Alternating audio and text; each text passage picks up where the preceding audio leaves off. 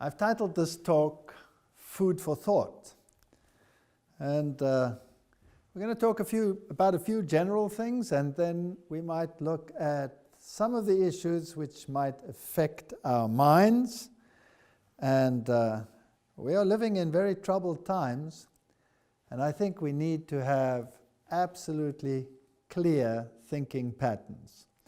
There should be nothing that interferes with our minds so that we are not able to discern between right and wrong. And there are a few problems in this world that we can do absolutely nothing about. You can't jump off the planet if it starts bothering you. And we need to know what some of the risk factors are. If the air is polluted, I can't say, well, today the air is polluted, I'm going to stop breathing today until it gets better. Then I'm in serious trouble. So there are some things I cannot prevent. And, what do I do about these things? Can I do something to try and prevent some of these issues? If we look at the 10 leading afflictions that cause death in the United States, then there are 3 very important ones, namely heart and blood vascular disease. That is the most prominent one, followed by cancer, and then by other. Those are the 3 biggest killers. And then come all the others like chronic lung disease, accidents, pneumonia, influenza, diabetes, AIDS, suicide, etc. So the 3 biggest killers: heart vascular disease, cancer, and other. I'd like to know what other is, seeing as it's the 3rd biggest killer on the list. Underlying factors that scientific fraternity has found to be very significant are poor diet and inadequate exercise, the number 1 cause of disease. Secondly, tobacco.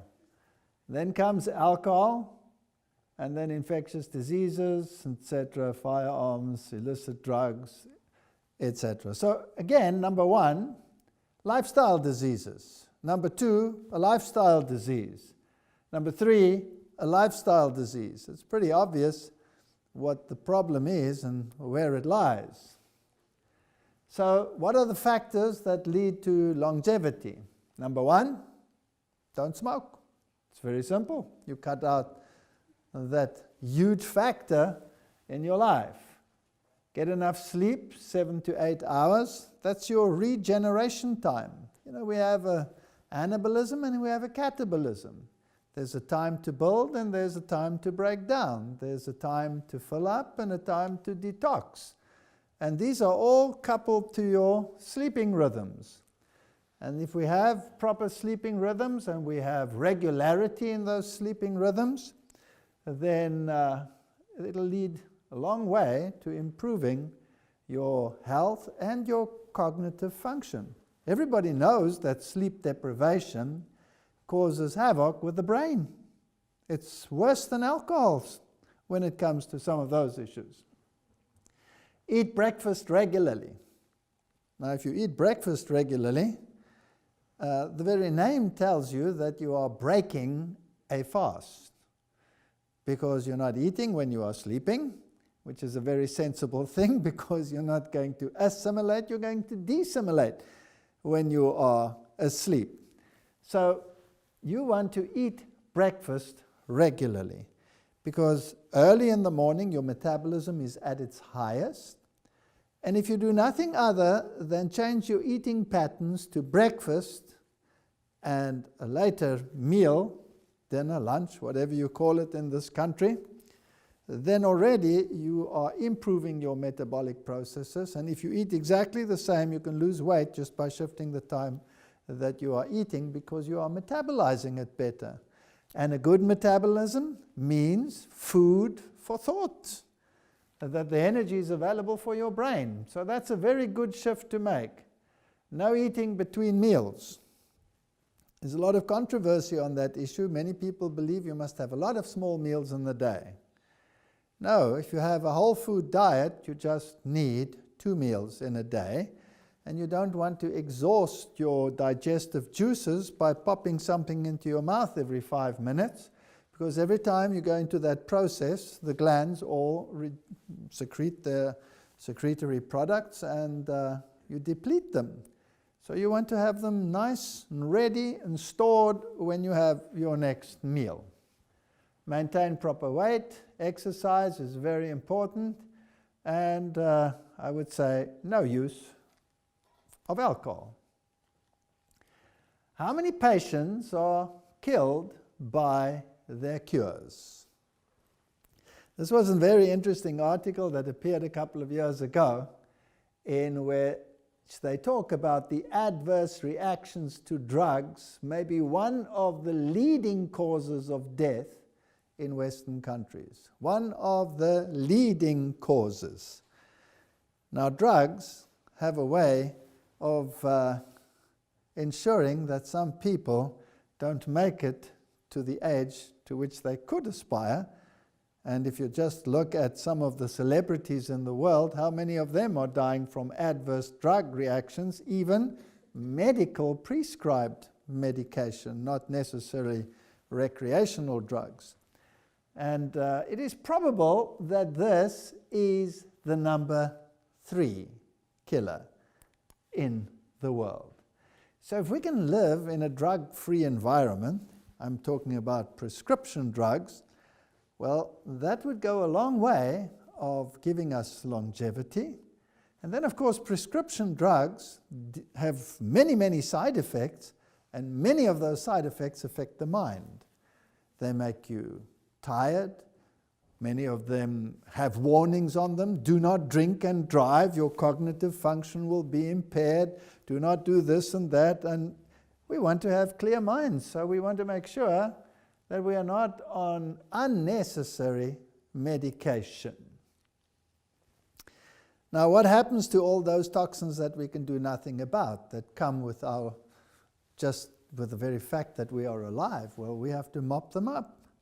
We have to get rid of the free radicals, those unpaired electron substances in our body. And this was interesting when they discovered that vitamin pill fails to fend off cancer. You see, when they discovered that vitamins had essential roles in mopping up free radicals and that they have important functions in your hormone and enzyme systems, then it became very popular to isolate everything and give it in a tablet form, because that's easier than changing your lifestyle.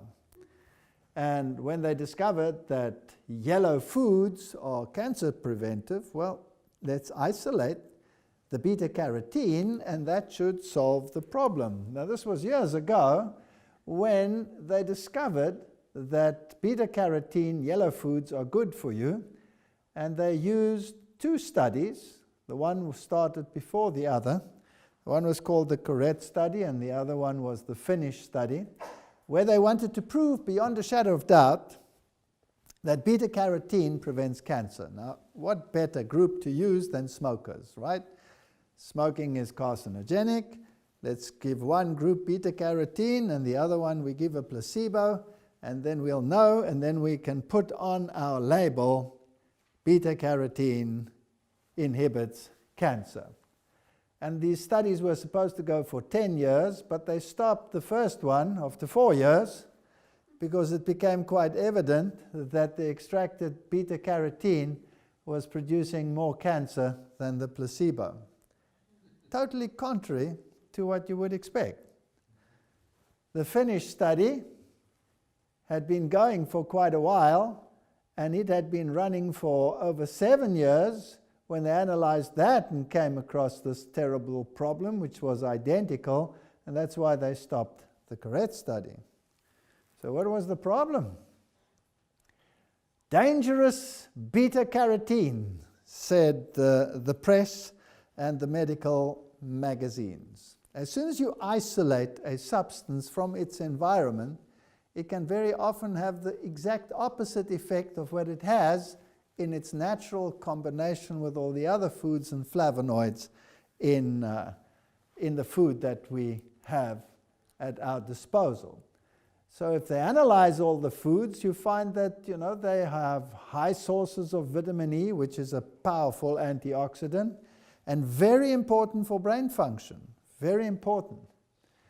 And it's wheat germ oil and the sunflower seeds and the nuts and the olive oils, and these that are rich in those, and there are antioxidants in the fruits and the vegetables, strawberries, plums, oranges, grapes, all these fruits and vegetables, garlic, kale, spinach, Brussels sprouts, broccoli, all of these are highly active as antioxidants.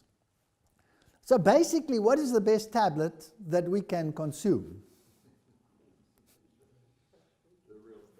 The real thing. Those are the best tablets that anyone can consume. Now, these days, people are becoming aware of this fact that just isolating something might be counterproductive or counterproductive. So what they do these days, they do have some companies where they concentrate a whole fruit down to one tablet.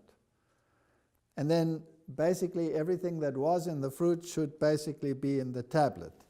And these whole food vitamin supplements are probably quite good and quite expensive, but if you eat enough variety of fruit, then you can spare yourself quite an expensive urine. So here we have some of these high antioxidant foods, and the berries are excellent antioxidant foods. And I mean, in Canada, in this country where I'm standing now, you have such a wonderful berry country. You should be consuming these all year round and freeze them or whatever. Make smoothies of them. Wonderful stuff. And they've analyzed what they are, and it seems as if every single fruit or vegetable has something else to offer, like Brussels sprouts has the phytochemical sinigrin added to others, or the broccolis have the sulfophanes, or etc. There are a whole host of them. Caffeic acid, not to be confused with caffeine, in fruits. Phytic acid in grains. Now, phytic acid gets a bad press sometimes because it is an enzyme inhibitor. And people think, well, if it inhibits enzyme action, then it must inhibit digestion, and therefore it must be bad for you. So in some quarters you hear that certain grains are bad because they have these inhibitors. When you think about things in terms of creation, you get a totally different mindset. You begin to understand things from a different perspective. And you ask yourself the question, would the God of the universe make a mistake like this to put something in the grain that prevents the complete digestion thereof? This must be a horrendous mistake. Perhaps if we were God, we could improve on this. And you don't think like that in the scientific fraternity, because the divine foot is never allowed in the door. But they found out that many foods have strange starches, for example, which we cannot digest. And the grains have these inhibitors.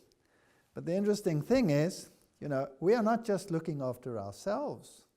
We carry with us organisms that are symbiotants and which provide numerous functions in our body, and our colon has to be kept in a perfect state in order to deal with many, many issues, and those bacteria want to be healthy. Now, what if I digested everything that was useful and hogged it all for my own self, and by the time it got through to the colon, there was nothing sensible left for those organisms to utilize? Well, then I would be in trouble, right? And so they found that the bacteria can actually cope with the phytic acid perfectly, and they're actually getting the residues for their own activities. And these strange carbohydrates that you find in foods like potatoes, etc., besides the normal starches which we get, We don't digest them, but they do. And so we have a healthy flora because of this, and it leads to a better, intestinal integrity. So I don't think there are any mistakes. Now, what are the best brain foods in the world? Dates. This is nature's highest source of glucose aside from honey. And all fruits, generally, are the best brain foods in the world. Why? Because the brain is a glucose hogger. It mops up your glucose, as we will see in a moment. And then all these fruits, of course, figs, bananas, grapes, carob, currants, and all dried fruit are especially good. And it's fascinating if you look at history, the armies of old, the armies of Israel, the Roman armies, they marched on fruit. And if they didn't have fresh fruit, they marched on dried fruit. That was the ration. And there's nothing better than that. And then, of course, the nuts, particularly the almond, legumes, all legumes, because they're rich in carbohydrates, whole grains, avocado is an excellent brain food, and the brain consists largely of fat. So a good fat that is digestible, doesn't increase cholesterol, and doesn't make you fat, would be coconut and coconut water. Excellent brain foods. Now we'll come to those in a minute. So the legumes provide perfect brain food. The nuts, excellent. If you look at the sprouted seeds, they give you the antioxidants. These are all excellent brain foods. These will give you natural antibiotics, the garlics, and the cruciferous vegetables will give you a host of chemicals that will mop up free radicals and are highly anti-carcinogenic. So these are excellent brain foods as well, because they create the environment in which the brain can function. Umbelliferous vegetables, Solanaceae, that's the tomato and the eggplant and the peppers and the potato. Those are foods that are either very high in antioxidants or high in antioxidants and starches. And the onions and the pumpkin family. So carbohydrate is the food that the brain needs. If you want to have a healthy brain, you must have carbohydrates. Your brain occupies only 2% of your body weight, but consumes about 20% of your body's oxygen and up to 50% of your body's glucose. That's incredible. And it functions only on glucose as an energy food. Now, what would happen, therefore, if your diet consists largely of protein, as people do in the world today? You'd have to convert that protein first to glucose before the brain can utilize it. With all those toxins that are produced in the process, which we discussed last time, where all those amino groups are split off and the ring structures and all the toxicity that comes into the body, the free radical formation, all of those issues. Whereas if you took the foods that we just spoke about, then the antioxidants would be there and the carbohydrates would be immediately available. Now we have to deal with this carefully because the world is very anti-carbohydrate diets in the world today. And the reason is because they totally ignore the fact that there's a vast difference between refined foods and unrefined foods. A vast difference. Nowhere in the world do we find natural, refined foods other than products that are used by animals such as bees, for example, will produce honey, which is a partly refined food. But even that has all the minerals and enzymes that you find in nature, in nectar, still present in them. Now, a number of years ago, the study was done on various rats that they fed various diets. And the interesting thing about this group of rats over here, it's an old picture, but it makes an interesting point.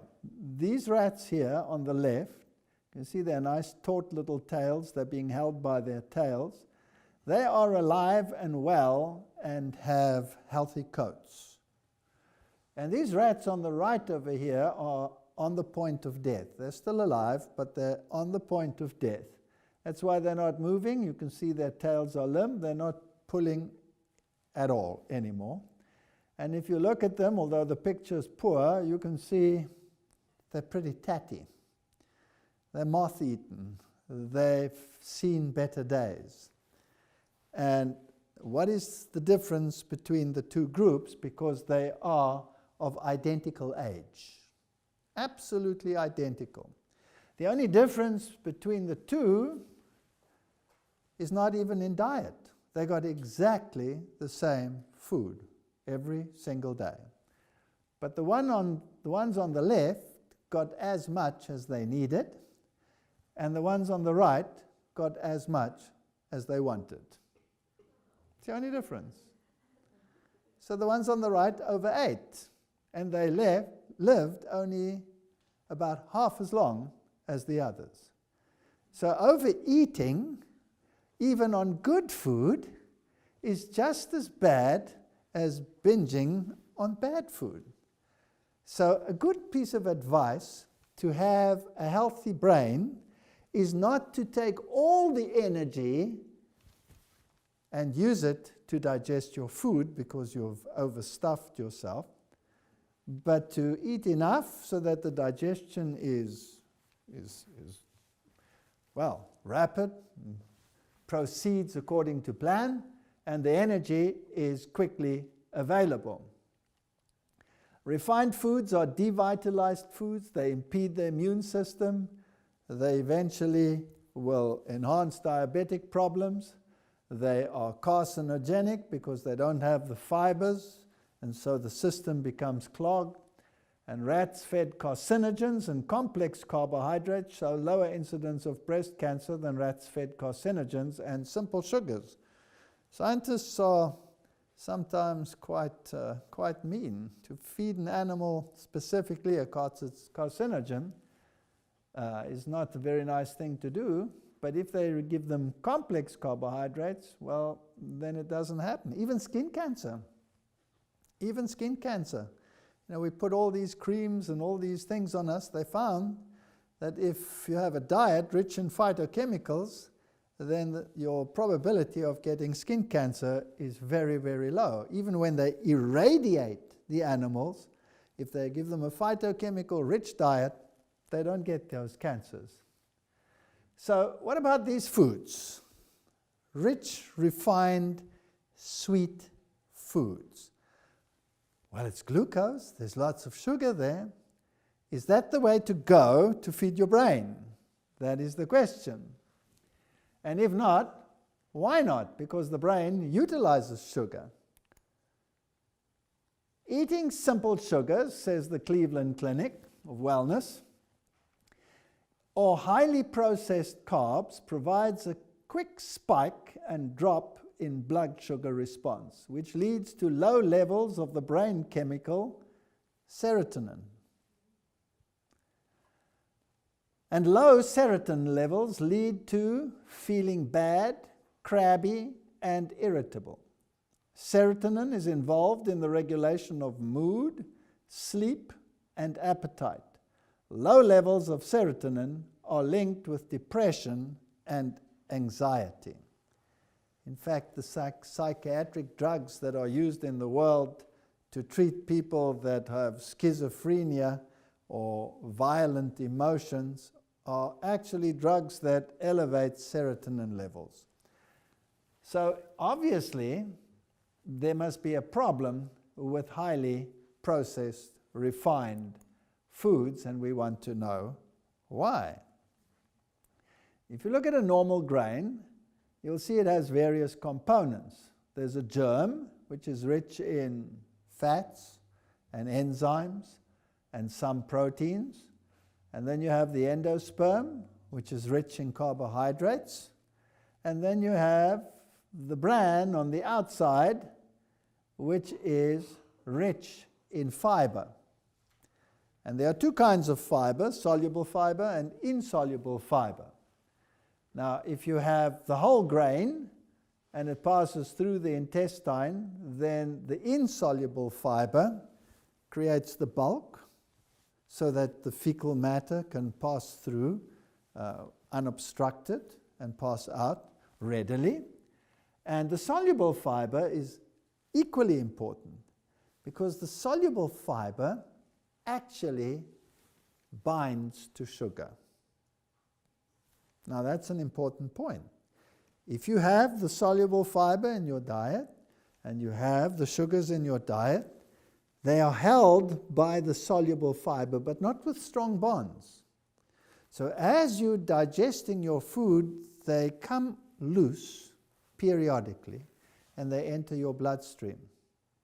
If you take the soluble fiber away and you take the sugar in its refined form, then there is no soluble fiber to hold on to the sugar, and therefore it shoots straight into your bloodstream and gives you this glucose spike.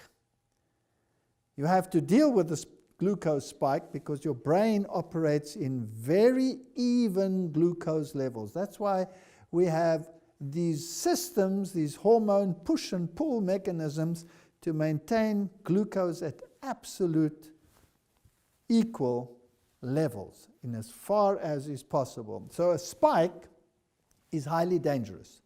It damages the blood vessels. You have to get rid of it quickly, otherwise the brain can go into coma. So you release vast amounts of insulin and it drops to below par and you're hypoglycemic. And now the brain is craving what it's not getting in the right quantity. The only way to ensure that you get it in the right quantity is to eat it as a whole grain. Then you have slow release of glucose over a period of time. And you can even get by with one meal a day if you have the slow release, because it's constantly going into your bloodstream as it passes from the top to the bottom. So this is your safeguard. Now, why don't we have that anymore? You know, in the old days, things were easy.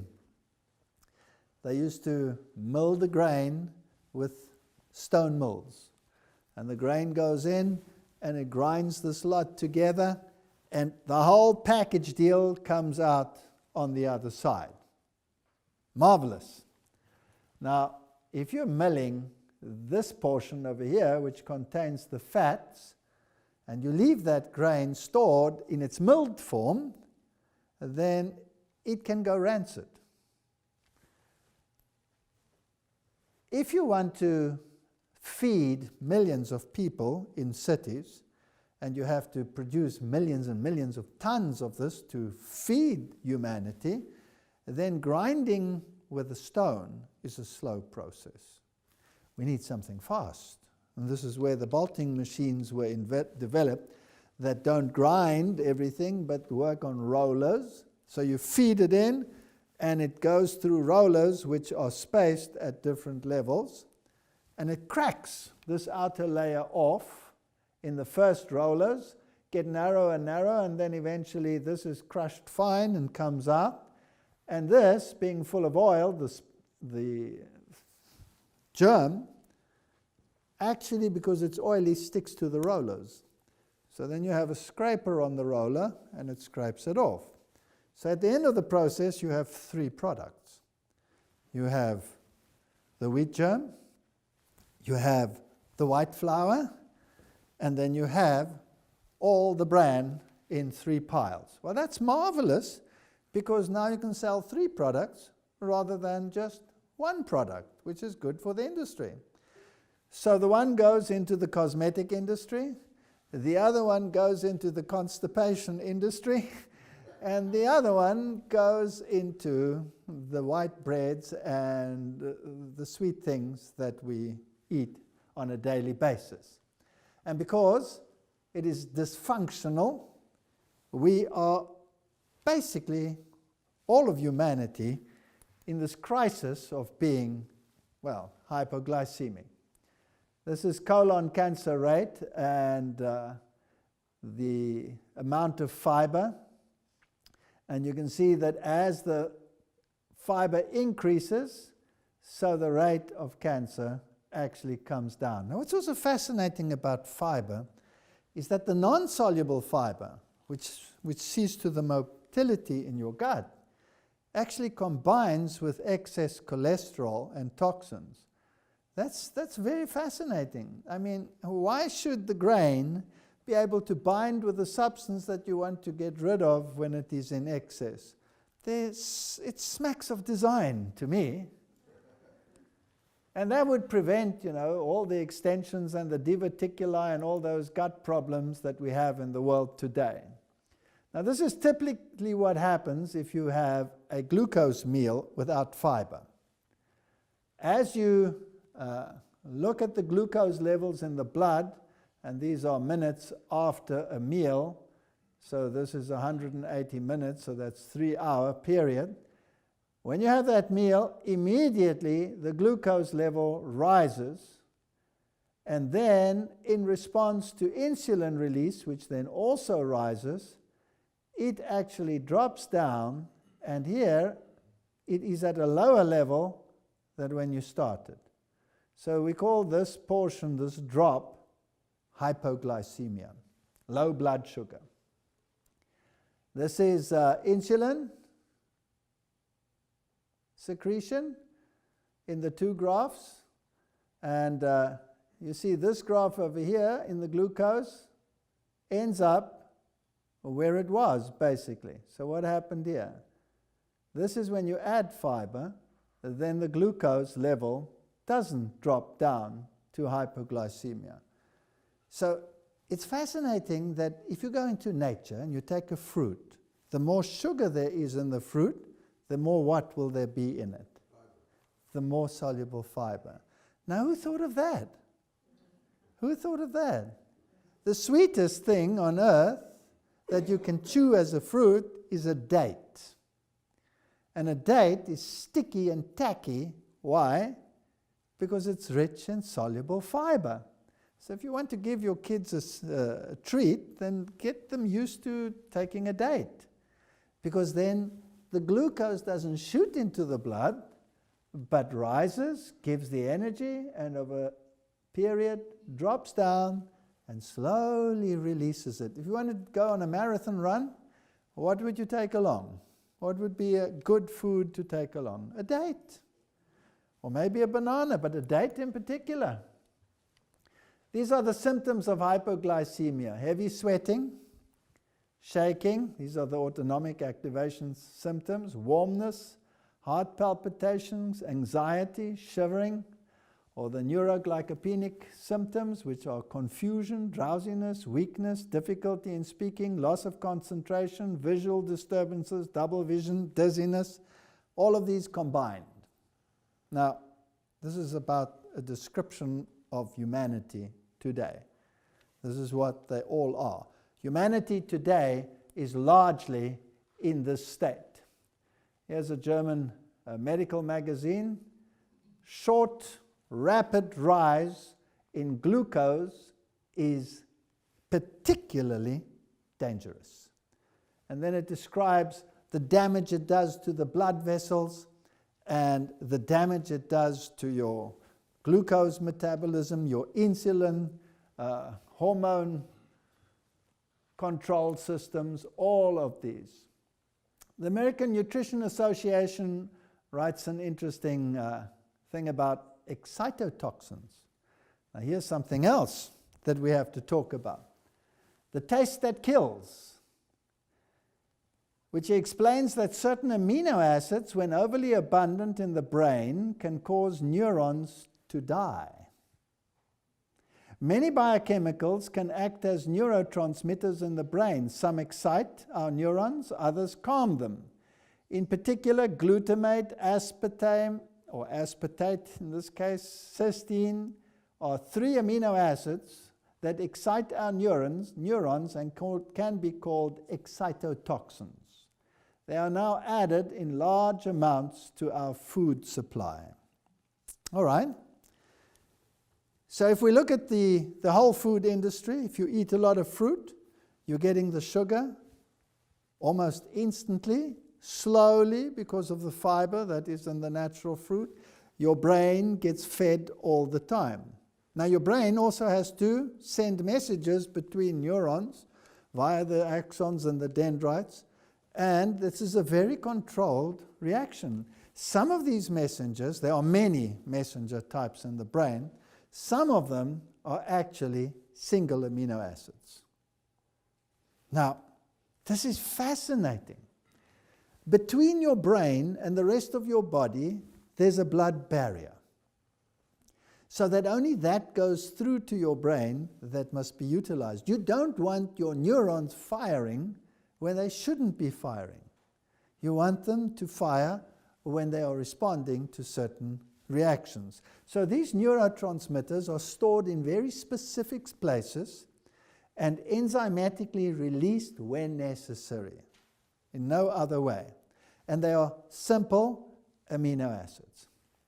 Now, they discovered that if you take a simple amino acid, some of them, if you put them in your mouth, even though they are amino acids, they stimulate your taste buds, and particularly your sweet taste buds.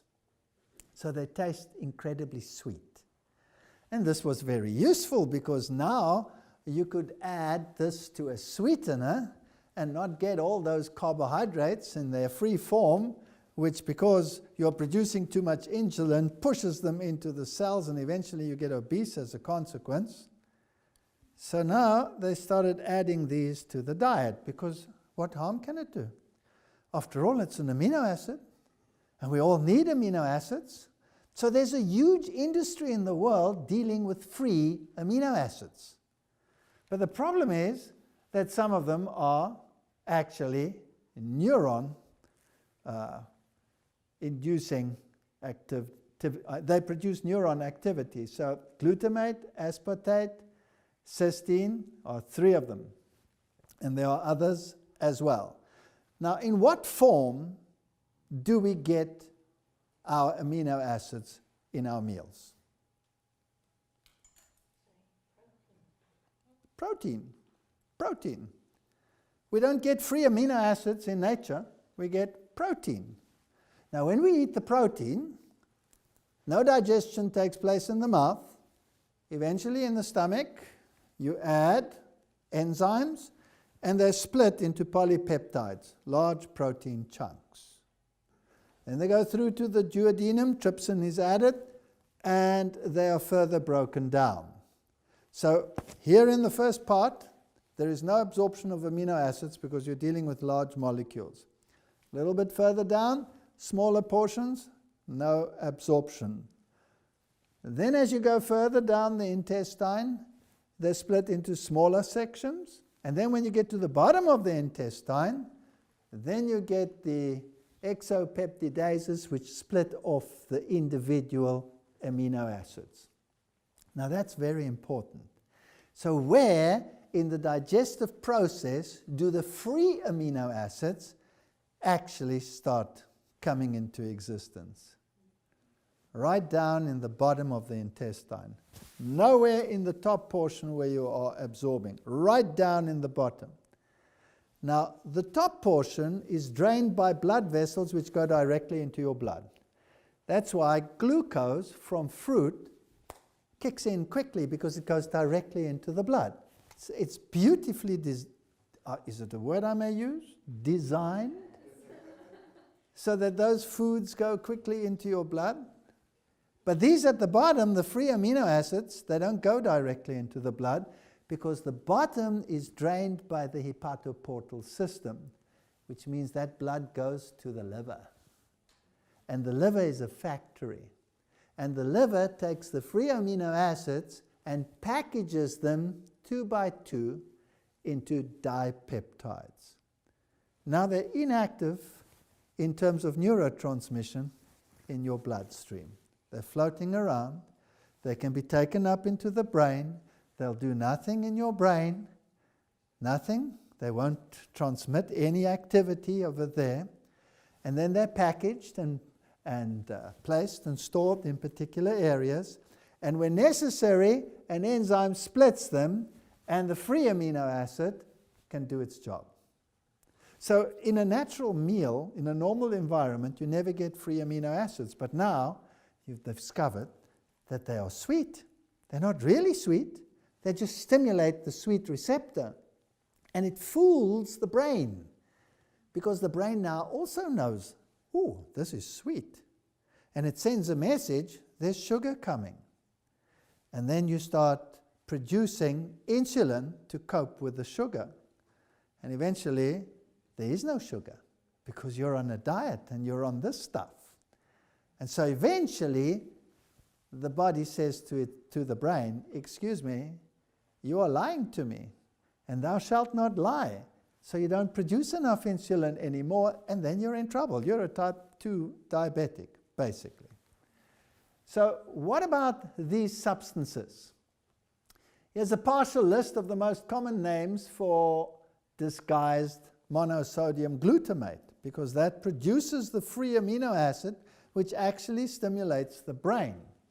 Remember also that the powerful excitotoxin aspartate in NutriSweet and L-cysteine are frequently added to foods, and according to the FDA rules, require no labeling at all.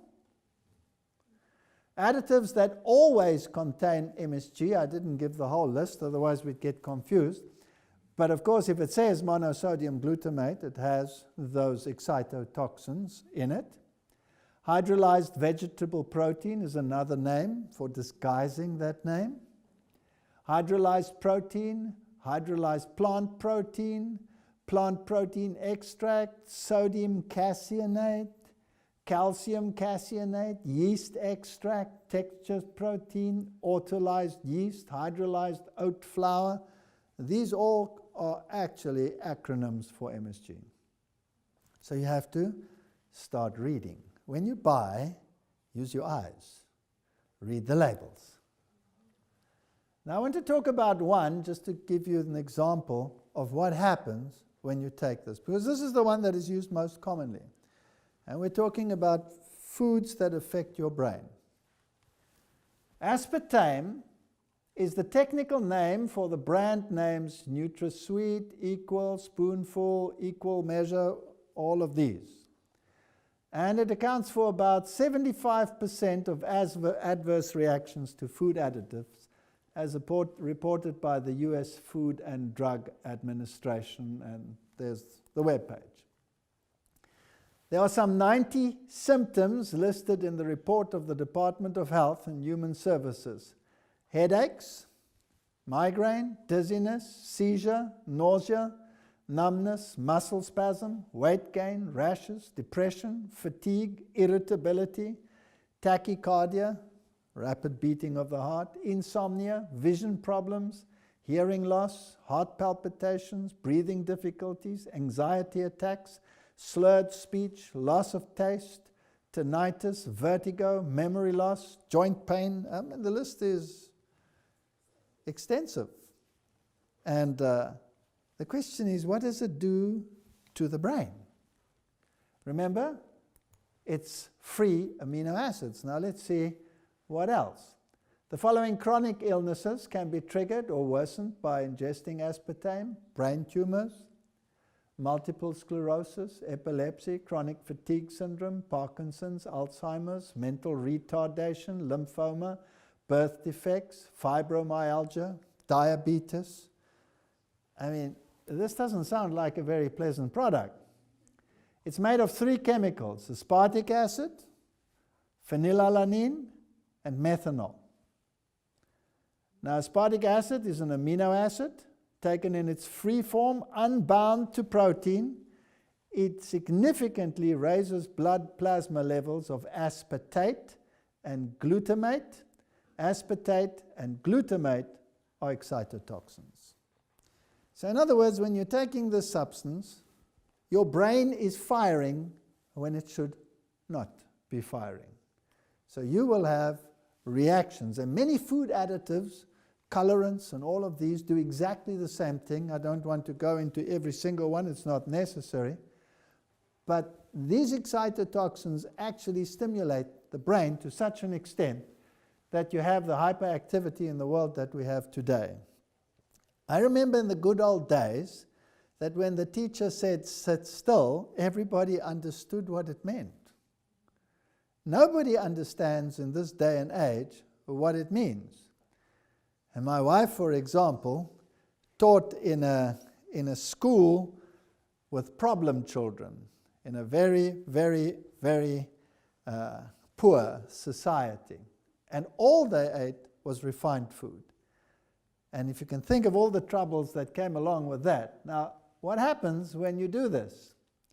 Excessive levels of phenylalanine in the brain can cause the levels of serotonin in the brain to decrease. Now that again will have all kinds of results.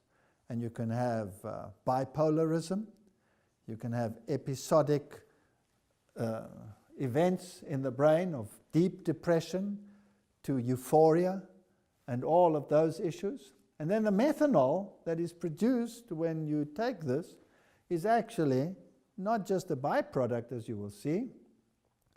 The recommended limit of consumption is 7.8 milligrams per day. Recommended limit of consumption. It should really be 0. A 1 liter aspartame sweetened beverage contains about 56 milligrams of methanol. Heavy users of aspartame containing products consume as much as 250 milligrams of methanol daily, or 32 times the limit. I don't think you really want to do that. Aspartame can be found in instant breakfast foods, breath mints, cereals, sugar-free chewing gum, cocoa mixes, coffee beverages, frozen desserts, gelatin desserts, food, juice beverages, laxatives, multivitamins, milk, drinks, pharmaceuticals, supplements, medication is full of it, shake mixes, soft drinks, tabletop sweeteners, tea beverages, instant teas and coffees, toppings, wine coolers, yogurts, you name it, it's in everything. If you start reading the label, you will see where this product has been introduced. Now, what is fascinating to me, that this is a modern industry. It's for this generation. And some of the dates when we come to when these things were developed for the first time become even more fascinating. Now, the world today is using stimulants, and when you get up in the morning, you need to have a stimulant.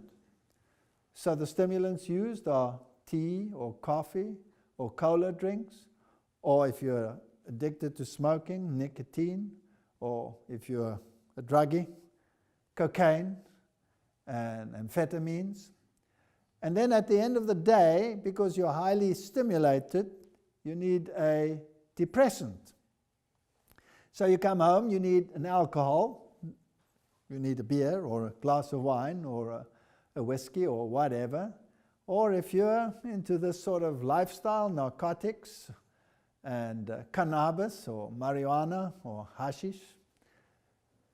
Some people use hallucinogens like LSD, ecstasy, etc., inhalants, petrol, glue, thinners. That's if you're really down and out and can't afford the other stuff. The fact of the matter is, I'm not going to talk about all of these. I'm just going to talk about the stimulants and what they do. Now, on the left over here, you have a healthy city lung. And you can see it's full of dark spots because, well, you have to breathe the air and it's full of pollutants. It shouldn't really look like that, but that's considered a pretty healthy lung. On the right over here, you have the lung of someone who smokes. Now, the chemicals that are produced when you smoke are absolutely horrendous.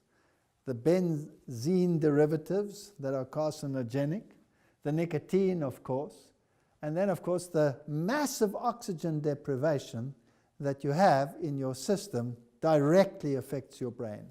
It benumbs your brain. Besides that, there's a massive difference in the development of children that grow up with parents that smoke. Now, these studies were done by a colleague of mine on rats.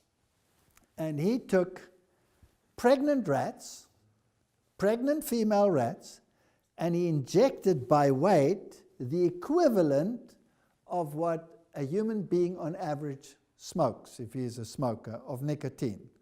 So they got a daily dose of what a human being by size, so a very small amount of nicotine injected into the mother while she was pregnant.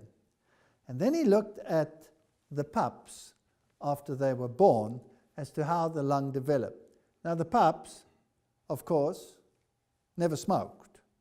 Smoking is even worse, because then you're getting all the smoke and all the other tars and all of these issues into your system. This is just the nicotine that was injected into the mother, and supposedly there's a barrier, a blood barrier between the placenta and the mother. Obviously, that didn't have any effect. This is the alveoli volume. This is the size of the air sacs in the lungs. In the control group, where the mother did not receive nicotine, the alveoli were small, and actually, after 42 days of growth, they declined in size. If their mother received nicotine, when these pups were born, then the alveolar size actually increased. And you can see the difference is highly, highly, highly significant. Now, what does that actually mean? They only received 1 milligram per kilogram body mass of nicotine per day, simulating a mother that smokes. Now, the alveoli number, that's the little air sacs. Here again, the control group, you can see that the alveoli number after birth and during development increased. And if they simulated smoking mothers, then it also increased, but not nearly as much as the other one. And again, the difference is statistically highly significant. What does that mean? Okay, here's an electron micrograph of the lung surface. This is a control, and these little air sacs that you see there are the alveoli, and that little star in there gives you an indication of the size. So this is a healthy lung, and the alveoli, as you can see, all look very healthy, and they're compact, and they're all about this size. They're all small. These are the actual air passages going through the lung, and these are the alveoli. Fine. Let's have a look at one where the mother received nicotine. Again, you can see over there, there's the little star, and look at the size of the alveoli. They're much larger, and they're also torn. Here you can see tears in the alveoli. So in other words, they're very large in this one compared to the other one. Now that's very significant. The larger they are, the smaller the surface area relative to volume. That's simple mathematics. Volume increases by the cube, and surface area increases by the square. So the larger something gets, the smaller the surface area gets relative to the volume. So there was not much area there to absorb the oxygen, and the number of alveoli was less, far less. So the oxygen exchange was much poorer. Now, if you took those lungs of those little pups and you put them in an acid solution and you dissolved all the cellular material so that only the elastic connective tissue would remain, then this is what it looked like in a control where the mother did not smoke. And you can see it's a beautiful elastic network. So the lung is very elastic. If the mother did smoke, in inverted commas, it looked like that. Same magnification. Totally destroyed lungs. Nothing left. So depriving your body on a permanent basis of oxygen, what will that do to your brain function? And if you have received such a lung and inherited from your parents a lung with poor elasticity, then you have special work to do. You have to make sure you have good blood. And we spoke about red blood corpuscles in the previous lecture. To make sure that you have maximum oxygen absorption, you must make sure that your blood is at the right fluidity. Take the antioxidants to make sure that the oxygen that is available gets to the right place. Exercise to strengthen your lungs. And these are the conditions we are living in. Now I come to a favorite topic. What about tea and cocoa products? I mean, or coffee. Tea, coffee, and cocoa. I mean, chocolate is such a delightful thing. And I find it fascinating that the cocoa bean has a very interesting history. It goes right back to the Aztec times, when they believed that the god of wisdom of the South American nations was the one who gave this drink because it was used in the religious rituals. Much like people today in some religious systems use narcotics to enhance their spiritual experience. And you will find this in many, many cultures and many, many religious forms. And what is also fascinating is that I believe that many of the food forms which affect your brain only came about after the 1840s. Chocolate has only been around in its present form since the 1840s. Fascinating. Is there something being fed to humanity to influence the mind in these days in which we are living? And if we look at it prophetically, it becomes even more interesting, because the clash between truth and error has never been greater than it is now. And I believe that we should have a lifestyle that will give us maximum brain power and maximum discernment. So let's have a look at some of these foods and ask ourselves the question, why these are the mega industries in the world today. If we look at the biggest industries in the world, and you can look it up on the web, you just punch in, it's very simple to find, the largest companies in the world and the largest food and drug companies in the world, and then you should find something interesting. Well, here's a picture. Mars Incorporated is one of those companies that falls into that top company in the world category.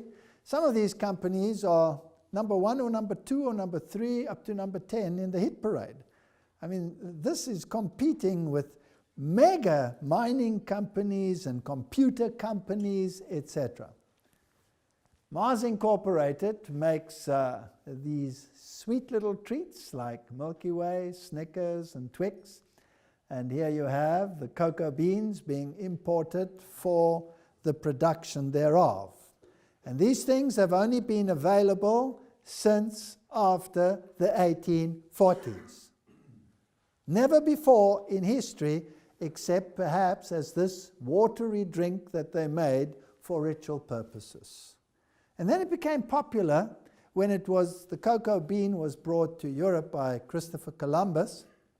And it wasn't popular at all because it's bitter and horrible, and you have to get used to the taste. And so it became popular in the courts of kings. Isn't it interesting how corruption starts from the top down and not from the bottom up necessarily? Here is Nestle, one of the mega companies in the world. We know that they are famous for their chocolates and all of these. These are the biggest companies in the world. Or the Pepsi company, which of course produces Pepsi and Mountain Dew and all of these drinks, and PepsiCo and all these fast foods and these snack foods, which largely have all of the substances in them that affect the brain. TBHQ. I mean, that's a petrochemical that is highly toxic to the body, and they add it to food. It's unbelievable. And you'll find it in virtually all snack foods, unless you become exceedingly health conscious and actually start reading the label. All the unnatural antioxidants, they're all loaded to these products. And we'll see why this is important in a little while. This is the Unilever group. They make mayonnaises and they make ice cream, which is also a milk, sugar, and often chocolate combination. I think this is the second biggest company in the world today. Used to be the biggest. And that's Coca-Cola. And the name is interesting. It already tells you something and rings a bell because it's derived from the cocaine plant. And if we look it up, a little bit of history, does Coca-Cola contain cocaine? There's nothing quite like the sugary rush that accompanies a cold glass of Coca-Cola, up to 12 teaspoons of sugar per can. 12 teaspoons of sugar per can, 0 fiber. What will that do to you? That'll give you a glucose surge par excellence.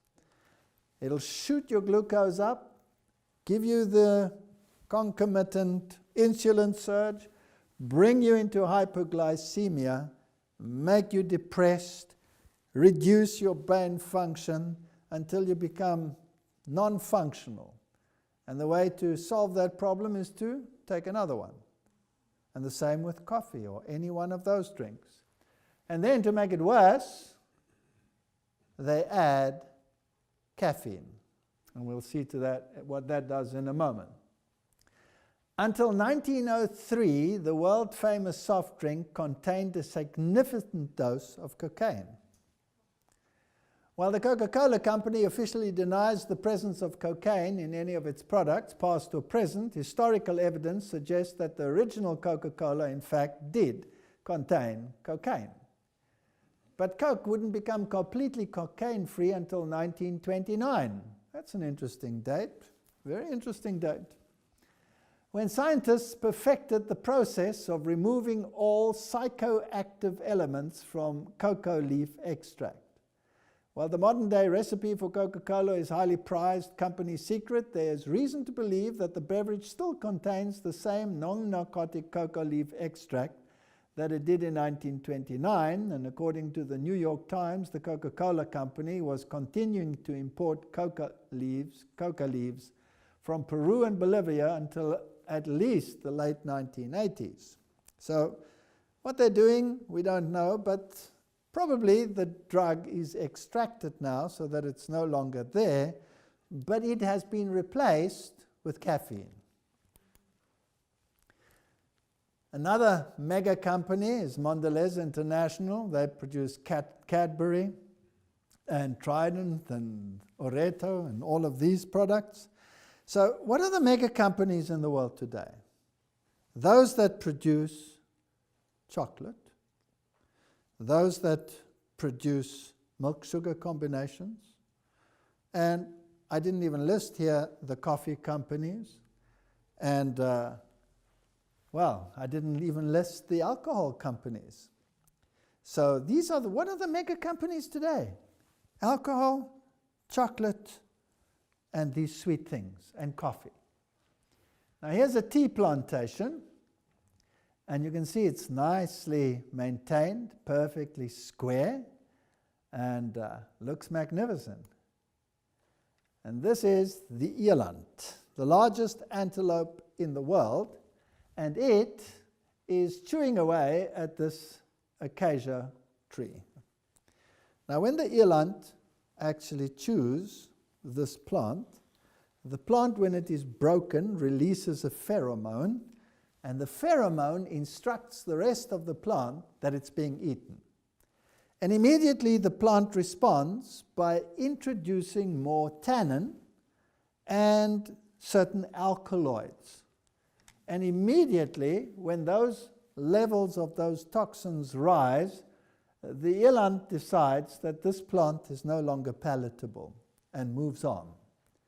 Now, what's interesting is this substance that is being produced is a pheromone, and so it also has an effect on the trees in the immediate vicinity.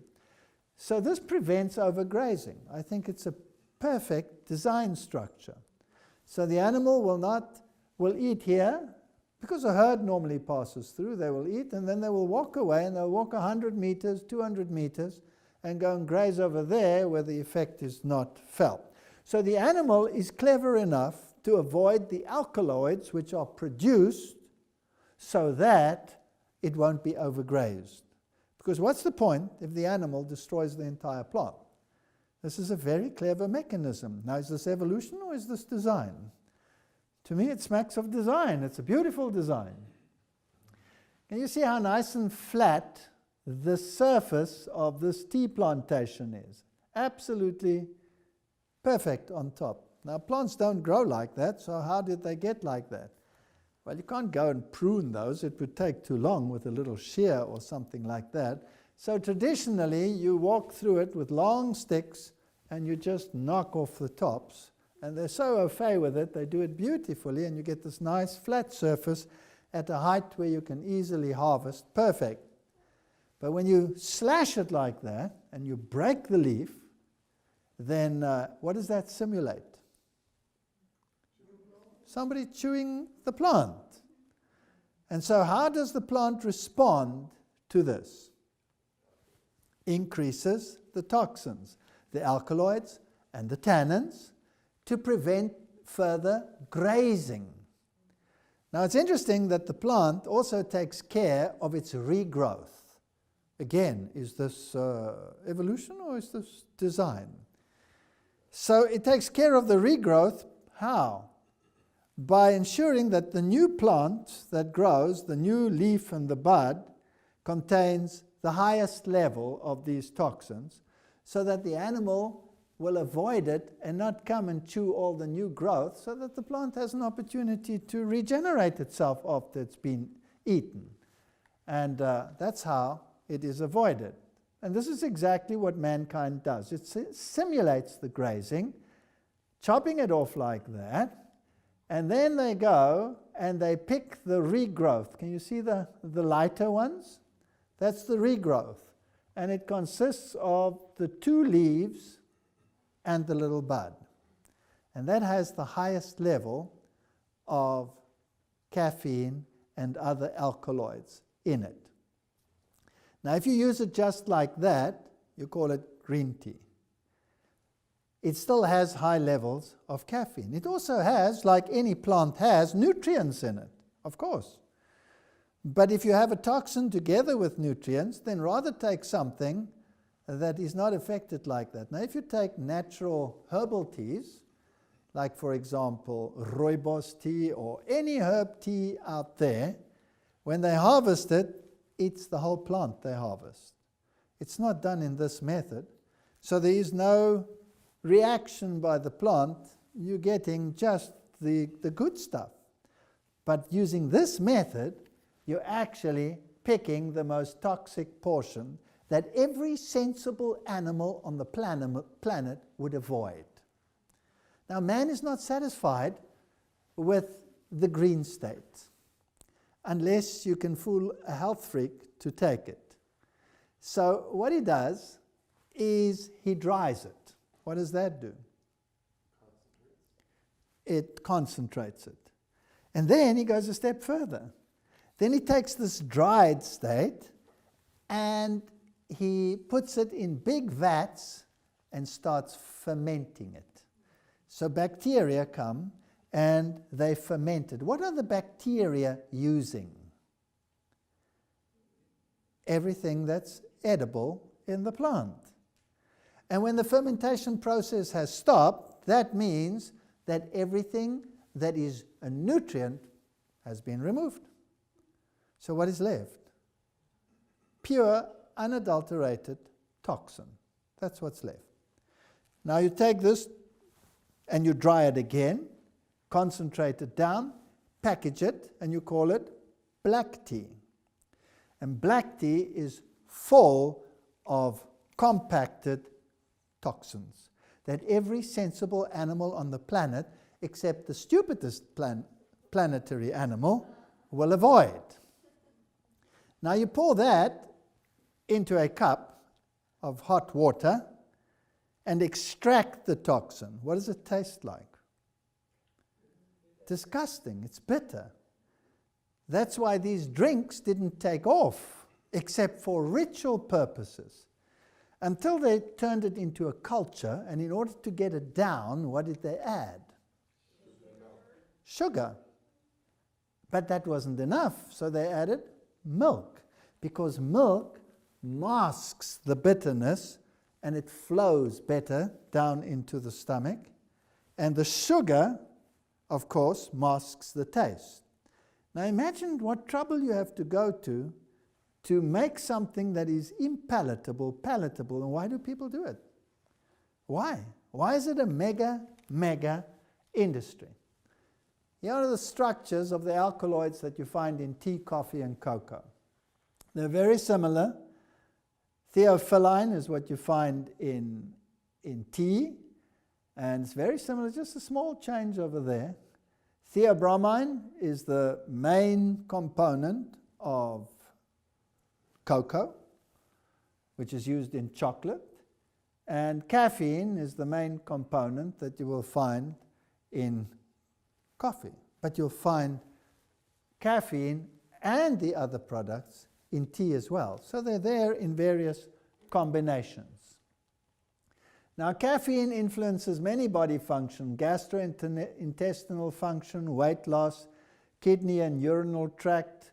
It affects that, cardiovascular system, aging, nervous system, women's health, diabetes. And if you want to go into a little bit detail, it produces high blood pressure, high cholesterol, and it also increases homocysteine. And homocysteine increase is to do with heart function. Acid reflux, GERD, or gastroesophageal reflux disease, women's health, PMS, menopause symptoms are affected, infertility, osteoporosis, irritable bowel syndrome. I mean, the list is endless. There are also, of course, fatigue, insomnia, and mood disorders, depression, migraine, glaucoma, prostate inflammation, etc., etc. So caffeine is a dangerous product. But I'm concerned about the mental health issues. Now, one of the things that caffeine does, before I get to those, is that caffeine, when you absorb it, affects your adrenal gland. And immediately when there's caffeine present, the adrenal gland produces cortisol. And cortisol is your fight and flight mechanism. So you will produce adrenaline and cortisol, those two. The adrenaline gives you that lift and that hype, and the cortisone makes you release your stored glucose in your muscular system and in your liver. So you get this massive glucose surge, and your glucose goes up, but there's no fiber. And normally that's your fight and flight mechanism, so you're going to utilize the glucose to run away from your enemy or to fight your enemy. But if you're sitting behind a computer and you're having a cup of coffee, none of that happens. So what's going to happen to that glucose? Insulin, down it comes, and you're what? Hypoglycemic.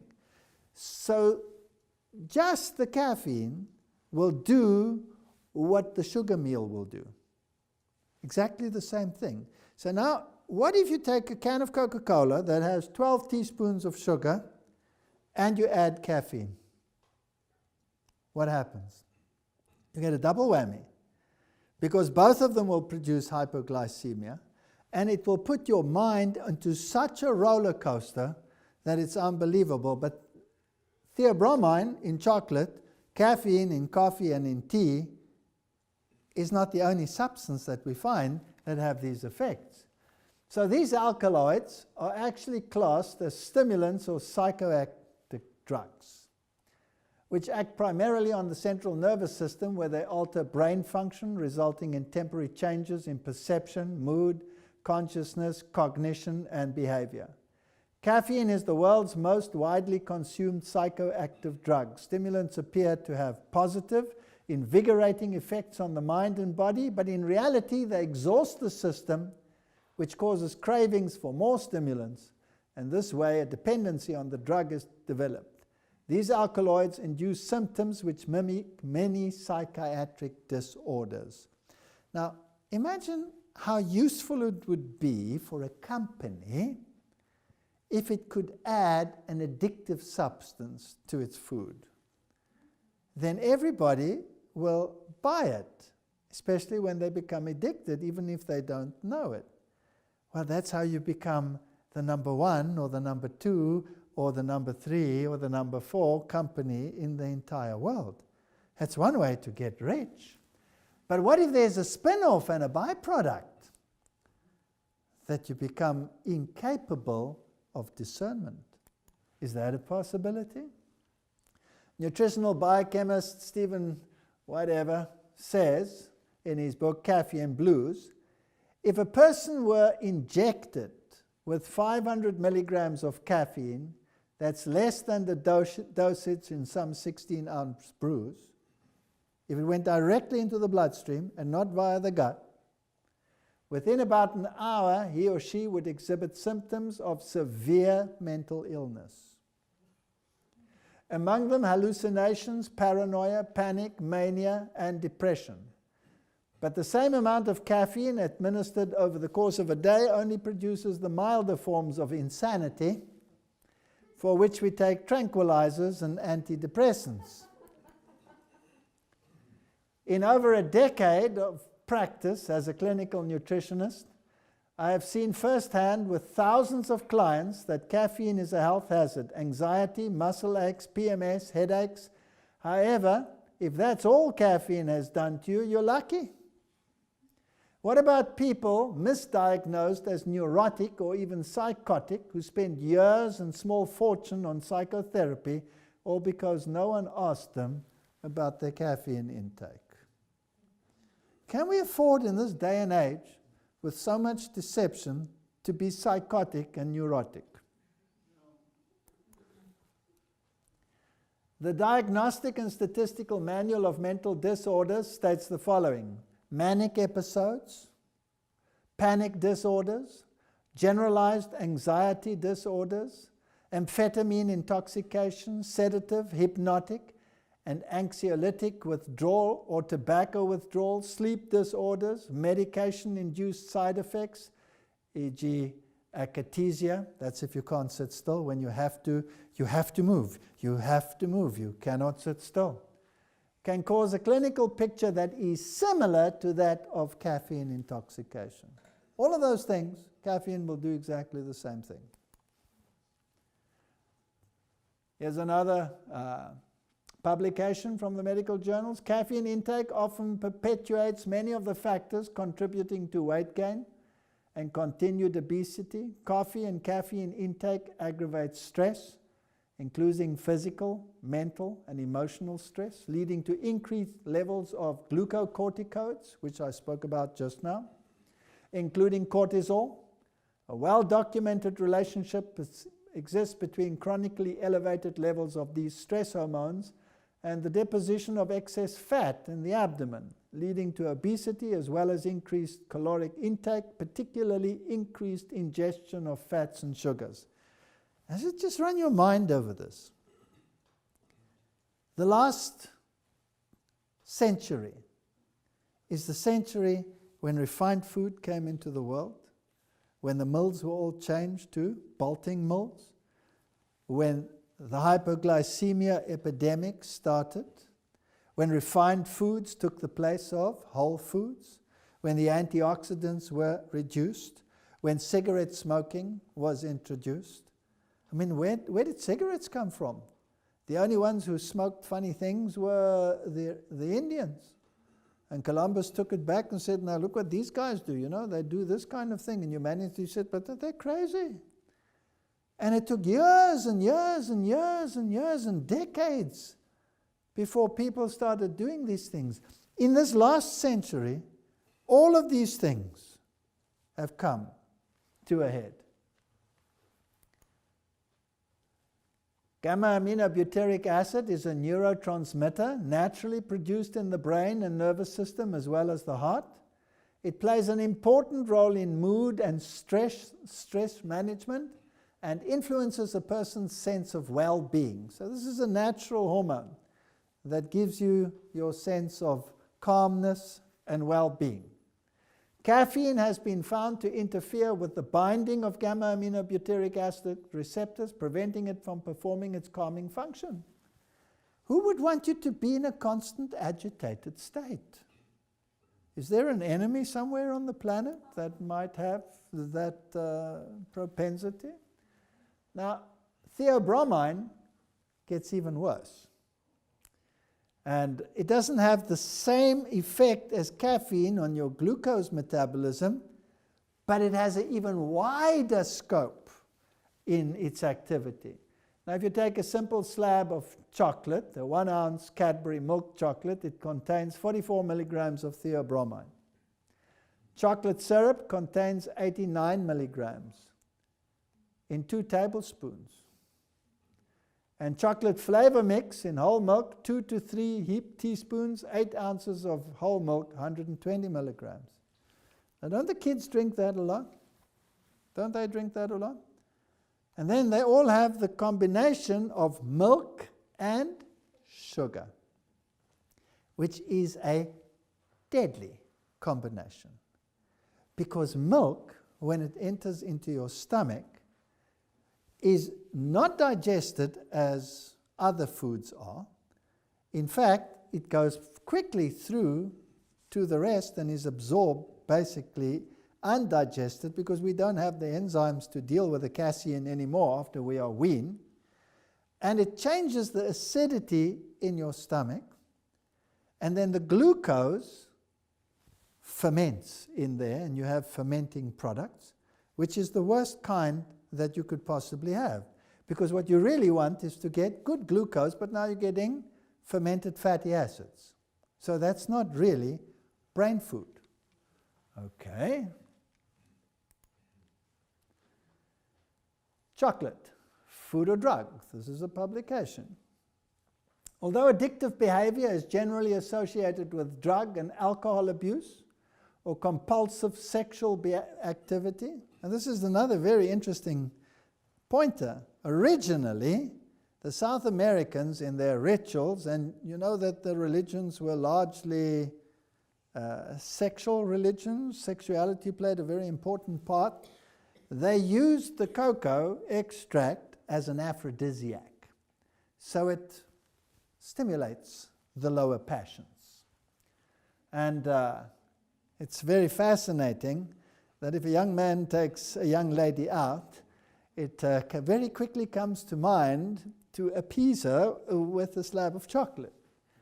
And it's interesting that women in particularly will become addicted because of hormone cycles to chocolate.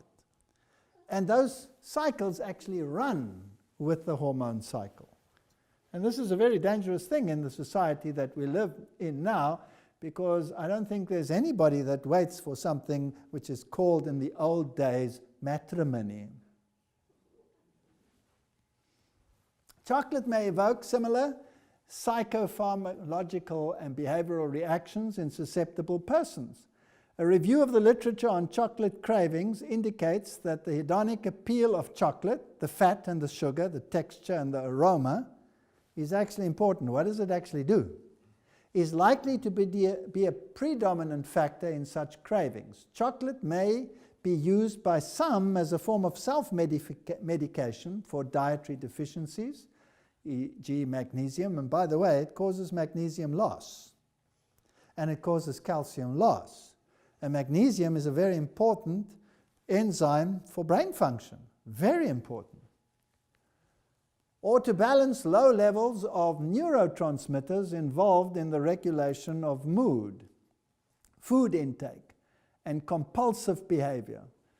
So it has an effect directly on serotonin and dopamine. Chocolate cravings are often episodic and fluctuate with hormonal changes just before and during the menses, which suggests a hormonal link and confirms the assumed gender-specific nature of chocolate cravings. Chocolate contains several biological active constituents, methylxanthines, biogenic enzymes, cannabinoid-like. This is fascinating. This is like cannabis, marijuana, like fatty acids, all of which potentially cause abnormal behaviors and psychological sensations that parallel those of other addictive substances. And here is an exhaustive list, and it's very small, so I'm going to go a little bit closer to see what it says. Theoretical effects of chocolate on the brain. And here are some of the substances. The biogenic amines are tyramine and nonephrine and synephrine, and a whole list of them, tryptamine, all of these. These potentially induce drug-like neurophysiological effects. So all of these substances, you will find them in the cocoa plant. And then you have the methylxanthines, which is the theobromine and the caffeine and all of those. These are the stimulants that we've spoken about, which are most commonly known about. But there's another substance which we'll talk about a little bit more later, sulfonylurea. This is a dopaminic active compound, and it's a psychoactive compound in chocolate. We'll talk about it just now. Then you have neurochemical imbalance. Chocolate contains high concentrations of carbohydrates and fat, which together may increase brain serotonin synthesis and enhance mood. So the combination milk and sugar affects your serotonin levels. Just that by itself. I'm fascinated that more than 120 years ago, an author wrote that milk and sugar combination is not to be consumed in large amounts.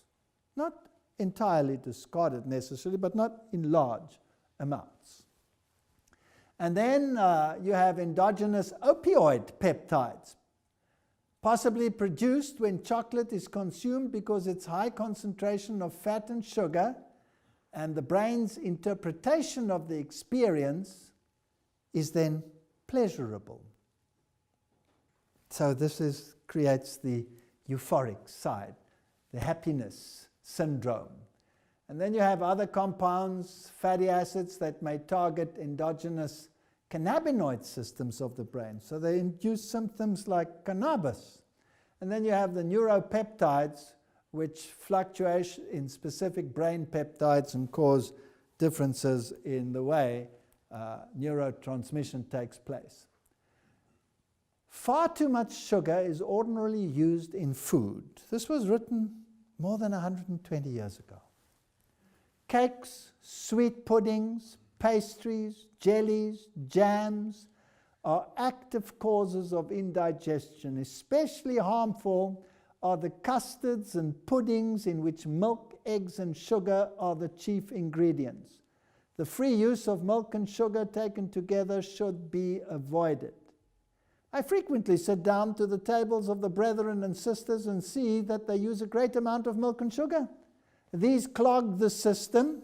Now, that's an interesting statement. And I always wondered, is it true? And I had this interesting experience. I've told it before, but perhaps I can tell it again. I was writing a book on health, and I was searching all the scientific literature, putting it together with the research we were doing in our own laboratories.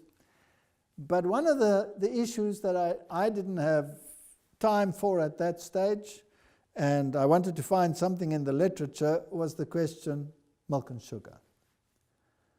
And I couldn't find anything in the literature.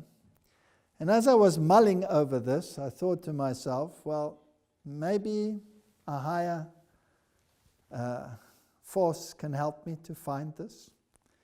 And as I was sitting in my office, I received a phone call from my colleague, and he says to me, could you bring your students over? I forgot to tell my students to stay behind for a lecture by a guest speaker. And this was very unusual for somebody to say that, and I was not very inclined to do it because, I have my own work to get through with the students, but I did it. And as I sat quite grumpy in that lecture, the man said that he worked at a health institute, a medical fraternity, and that he was instructed to, find out what the health benefits of chocolate were by a chocolate company. And so he decided, well, the easiest way to do this is to divide the chocolate up into its components and see what the effect is, and then what the effect is if you combine them. So to one group of children or students, he gave the equivalent of the sugar in a chocolate. In other words, a glass of sugar water. And he tested their fat levels and their cholesterol levels and their blood pressures and all the parameters that are sort of necessary. The next group received the equivalent of milk. The next group received the equivalent of the milk and the sugar. And the next group received the equivalent of the milk and the sugar and the cocoa. That should tell you what happens, right? And he said he tested the sugar, and lo and behold, up went the glucose levels in the blood. Strangely, the fat level also went up, the triglycerides. And cholesterol was affected, and he was wondering why this was, and probably as a protective factor, it lines the blood vessels so that you don't get a glucose spike. And then, the milk. Well, up went the fat, you would expect that, but it all came down within 3 hours. Then the combination of milk and sugar. Up went the fat level, up went the sugar level, but it doubled. It went much higher than you would ever expect individually, and then it didn't come down. It stayed there for 10 hours before it came down. Now, if you want to put a surge of triglycerides into your blood vessels, then that's not a very good idea. Firstly, it's very much harder for your blood to pump. The oxygen decreases. And this is the reason why milk and sugar combinations are so popular before you go to sleep. Because they cut down the oxygen supply because your blood becomes so sluggish, you just go to sleep. So that's what they do. And if you add the cocoa, well, then you get a triple whammy, because now you're getting even the spike which is induced by the glycogen release from the liver. So the very worst combination possible was the last one. The second worst was the milk and sugar, and the best one was to take them totally separate and never the two do meet. So I found that very interesting. So far too much sugar, she said, is being used. It clogs the system. It literally clogs the blood vessels. I frequently sit down at tables where brethren and sisters see great amounts of milk and sugar. These clog the system, irritate the digestive organs, and affect the brain. So those neurotransmitters are being produced. Now, what is this other substance that we found? Salsolinol and chocolate addiction. Cocoa and chocolate contain this tetrahydroquinone alkaloid salsolinol, up to a concentration of 25 micrograms per gram. And it is a dopaminergic active compound which binds to certain receptors at a certain level. It inhibits the formation of cyclic AMP. That's your powerhouse that keeps you running. That's your energy machine. And the release of beta endorphin and ACTH, which is adrenocorticotropic hormone, which affects your adrenal gland, in a pituitary cell system. Taking the detected concentration and the pharmacological properties into account, this product seems to be one of the main psychoactive compounds present in cocoa and chocolate, and might be included in chocolate addiction. Do we really want to take substances that have been invented for the last generation to keep them non-functional, and incapable of making informed decisions? Do we really want to? Or do we want to avoid it? A neurotransmitter called anandamide was isolated in chocolate by this scientist in 1996, and it is an endogenous cannabinoid neurotransmitter found naturally in the brain. And it targets the same brain receptor as THC, tetrahydrocannabinol, which is from the drug cannabis, the active ingredient in cannabis. How does this work? Brain cells have a receptor for THC, which is the active ingredient in marijuana. The receptor is a structure on the surface of a cell that can lock onto certain molecules, making it possible to carry a signal through the cell wall. This is the lock and key system, and the active compound will lock itself to the protein on the membrane of the cell, and that triggers a reaction inside the cell, and in this case, the THC, that chemical reaction, is what would make someone feel high. So it's actually a drug. It's a drug. Now, what about all the smart drinks that we have in the world today? These are high caffeine drinks, and they contain substances which are addictive. And there are now cases being investigated where young children who are addicted to any one of those, or some of them, are actually dying as a consequence. We are in a generation that has to have a healthy mind and a healthy body. And any drug that we take affects our discernment. And you know, sometimes we think I have to take it to stay awake, or I have to take it for this, that, and the other. There are other ways of dealing with it. To go and make a cup of coffee, and eventually to go and sit and drink it, takes a little bit of time. Take a power nap. They found that if you take a power nap, some people sleep with their keys in their hand, and when they fall asleep, the key falls out of their hand and they wake up. That's enough to give you a power nap. And it's interesting that the great movers and shakers of this world actually did that. Winston Churchill was well known for his power nap, and if you interfered with his power nap, you were in trouble. There was a world war. 1 Corinthians 10:31, whether therefore ye eat or drink, or whatsoever ye do, do all to the glory of God.